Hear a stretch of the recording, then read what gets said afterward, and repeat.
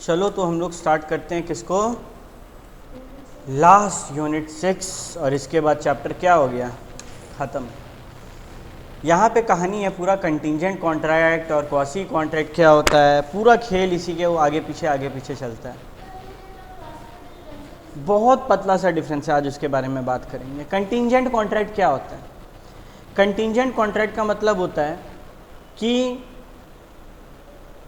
Contract होगा कि नहीं होगा ये किसी फ्यूचर इवेंट पे डिपेंड करता है, और वो फ्यूचर इवेंट भी अनसर्टेन है। जैसे कि अगर आज बारिश होगा तो हम लोग ट्यूशन जाएंगे, तुम लोग का ट्यूशन जाने किस पे निर्भर कर रहा है, बारिश होने पर। ये कंटिंजेंट है। कंटिंजेंट में क्या क्या है, कीवर्ड हैपनिंग और non happening depends on a future uncertain event. बस ये लाइन को लिखना है कंटिंजेंट के साथ, ठीक है।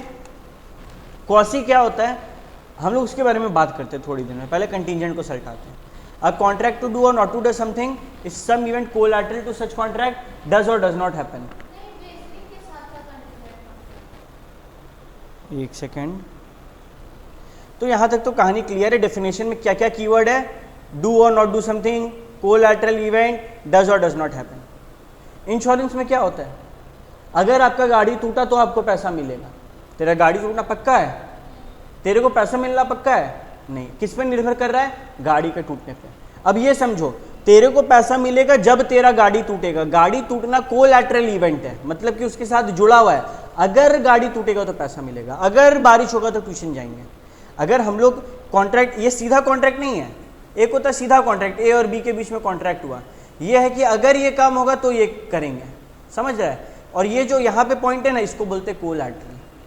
कोलैटरल मतलब जुड़ा हुआ, जिसके ऊपर निर्भर करेगा कहानी। तो इंश्योरेंस हो गया, इंडेमनिटी यानी कि भरपाई करेंगे, गारंटी, ये सब उसी का एग्जाम्पल्स है, ठीक है। कोलैटरल का इंग्लिश में मतलब क्या होता है, event which is neither a performance. बारिश तुम कर रहा है क्या, नहीं, neither a performance directly promised nor whole of the consideration from a promise. तुमको बारिश से क्या मतलब है, होगा तो ट्यूशन जाएंगे ना, समझ रहा बात को। गाड़ी तुम तोड़ रहा है क्या, नहीं, लेकिन टूटेगा तो इंश्योरेंस का पैसा मिल जाएगा, ओके। कंटिंजेंट कॉन्ट्रैक्ट में कुछ एसेंशियल चीज़ ये डिपेंड करता है किसी काम के होने या ना होने से। फॉर एग्जाम्पल, अगर तुम 10 दिन तक गुपचुप नहीं खाया तो तुमको 20 रुपया देंगे, ये भी तो कंटिंजेंट है। तुम नहीं करेगा तो तुमको पैसा मिलेगा, बस कोलैटरल इवेंट होता है इसमें। अच्छा, contingent event should not be a mayor will. हम सोचते हैं कि तुमको पैसा देंगे, this is not contingent contract. Certain होना पड़ेगा पैसा देने के लिए, और जो इवेंट है वो क्या है, अनसर्टेन। क्या भैया सारा चारों एसेंशियल रटना होगा, डेफिनेशन अच्छा से याद कर लेना, एसेंशियल तुम लोग निकाल लेगा। अब ये समझो, ये जो है, ये सेक्शन पे टाइम वेस्ट करने का जरूरत नहीं है। हम रीड कर रहे हैं, कॉमन सेंस में मतलब बता रहे, सुन के बढ़ना है आगे। Enforcement of contract contingent on event happening. अगर 10 दिन बाद आरसीबी फाइनल में पहुंचा तो हम 100 रुपया देंगे ऑन द इवेंट हैपनिंग। दूसरा, अगर 10 दिन बाद आरसीबी आईपीएल में नहीं पहुंचा फाइनल्स में तो हम 100 रुपया देंगे on the event not happening, ठीक है। अगला, कॉन्ट्रैक्ट सीज हो जाता है अगर जिस इवेंट के ऊपर वो कंटिंजेंट था वो एक लिविंग पर्सन था, और लिविंग पर्सन कुछ ऐसा करे कि अब इम्पॉसिबल हो जाए पहुंचना। विराट कोहली बोले कि हम आरसीबी बंद कर रहे हैं, क्या वो पहुंचेगा, नहीं। अगर हम कंटिंजेंट रखे थे कि अगर नहीं पहुंचेगा, मानो था कि 10 दिन बाद अगर आरसीबी आईपीएल का फाइनल में नहीं पहुंचा तो 100 रुपया देंगे, और वो 4 दिन पहले ही बोल दिया कि आरसीबी बंद, तो हमको तो 100 रुपया देना पड़ेगा ना, क्योंकि अब ऑब्वियस सा बात है 10 दिन बाद नहीं पहुंचेगा। समझ आ रहा है बात, एग्जाम में एकदम कॉमन सेंस है, समझ में आ जाएगा। Contingent on happening of specified event में, अगर 10 दिन तो 10 दिन टाइम था, टाइम भी लगा सकते हैं, ठीक है। अच्छा, contingent on an impossible event, क्या ये कभी इन्फोर्स हो पाएगा, हमेशा क्या होगा, वॉइड होगा, ठीक है। Difference between contingent and wagering, पहला मीनिंग है, मीनिंग रीड करके कोई फायदा नहीं, आगे बढ़ते तुम लोग को याद करना पड़ेगा। अच्छा, कंटिंजेंट में क्या होता है, अगर बारिश हुआ तो हम ट्यूशन जाएंगे, बदले में हमको कुछ मिलेगा, जरूरी नहीं है। बट वेजरिंग में अगर बारिश हुआ तो 10 रुपया देंगे, या तो तुम 10 देगा या तो हमको 10 देना होगा, यहाँ रेसिप्रोकल होना जरूरी है। अनसर्टेन इवेंट, अच्छा, कंटिंजेंट में जो कोलैटरल इवेंट है वो क्या होता है, अनसर्टेन होता है। कोलैटरल क्या था, बारिश होगा तो जाएंगे, 10 दिन गुपचुप नहीं खाएंगे तो पैसा मिलेगा। और वेजरिंग में वही इवेंट ही खेल है, यहाँ पे इवेंट कोलैटरल है, बारिश होना तो साइड में है, उसके बेसिस पे पैसा मिलेगा। बट अगर हम लोग वेजरिंग सट्टाबाजी करें तो कोहली का छक्का मारने पे डिपेंड करता है पैसा मिलेगा कि नहीं। वो कोलैटरल नहीं है, वो जुड़ा हुआ नहीं है, वही मेन केस है, उसी के ऊपर हम लोग का हारना जीतना निर्भर है। ठीक है। अच्छा, कंटिजेंट का नेचर क्या होता है? वेजरिंग होता है, जरूरी नहीं है, लेकिन वेजरिंग तो हमेशा सट्टाबाजी होता ही है। A contingent contract is not necessarily wagering in nature, but a wagering contract is always contingent in nature. समझा? अगर इस चीज को मैं ऐसे समझाएं, ये पिंक वाला मालूम है डिपेंड कर रहा है कंटिजेंट क्या होता है। Wagering is a type of contingent contract. Clear है? और भी चीज कंटिजेंट हो सकता है, जरूरी नहीं है हर कंटिजेंट कॉन्ट्रैक्ट वेजरिंग हो, बट अगर आप वेजरिंग है तो ऑब्वियसली कंटिजेंसी तो वहां पे होगा ही।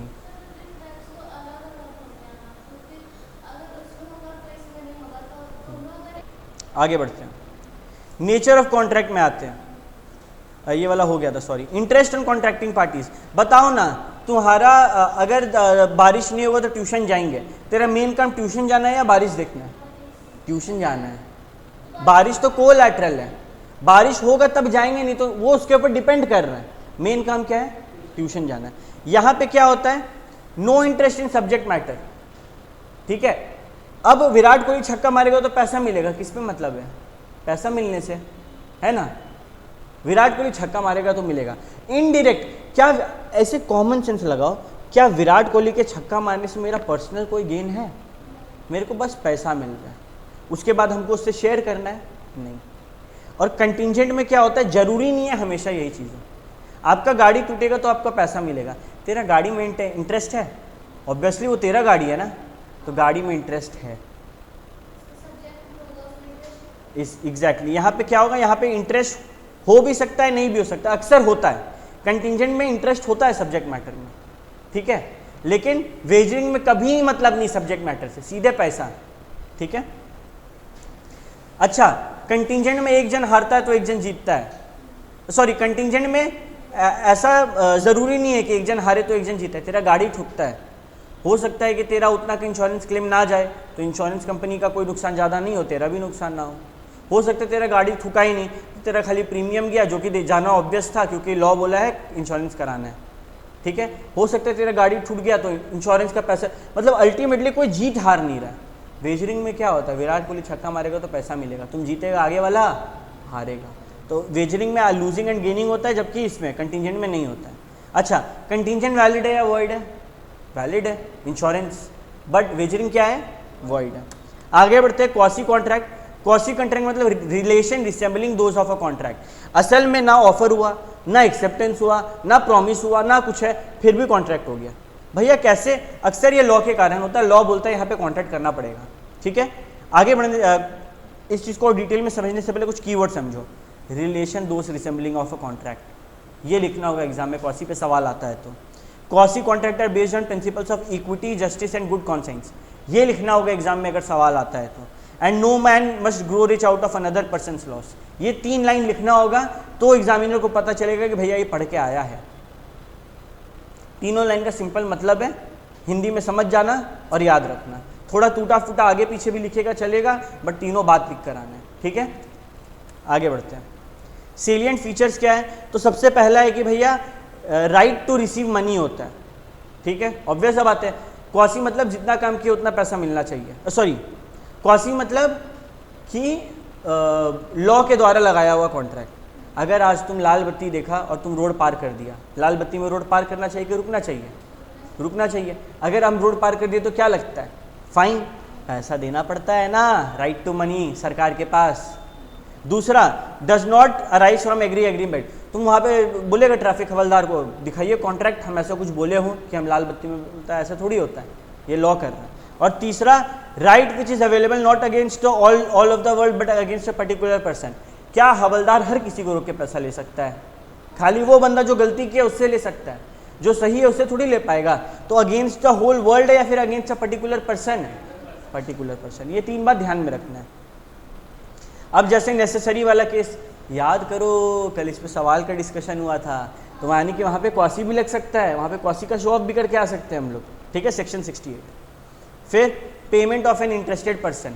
मानो कि बी का बंगाल में एक ज़मीन है जो कि वो भाड़ा पे दे के रखा है ए को। ठीक है। अब ए हर महीना कुछ पैसा देता होगा, लेकिन ये क्या किया ना, सरकार को टैक्स भरना था, नहीं भर रहा था उस चीज़ पर, ठीक है। अब कल को क्या बी वो ज़मीन बेच पाएगा? नहीं, तो बी को वो पैसा तो सरकार को देना होगा। क्या बी ए से वो पैसा वापस ले सकता है कि भाई तुम इतना दिन यूज़ किया, तुम ये पैसा दो? लॉ बोलता है हाँ। ए को देना चाहिए था ना, ए यूज़ कर रहा था ना ज़मीन।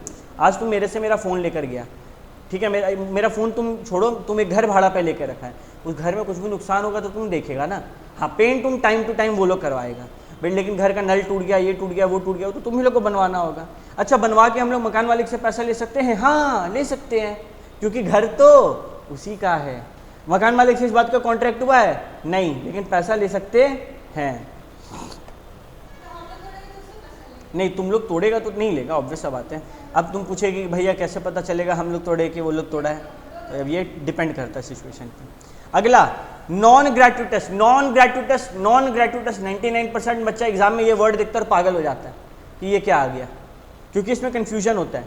नॉन ग्रेट्यूटस का मतलब नॉट फ्री, ग्रेट्यूटस का मतलब होता है फ्री, नॉन ग्रेट्यूटस का मतलब नॉट फ्री। अगर आज हम तुम लोग को पढ़ा रहे इस इरादे से कि ये फ्री नहीं है, तो क्वासी कॉन्ट्रैक्ट के तहत हम तुम लोग से पैसा ले सकते हैं, ठीक है।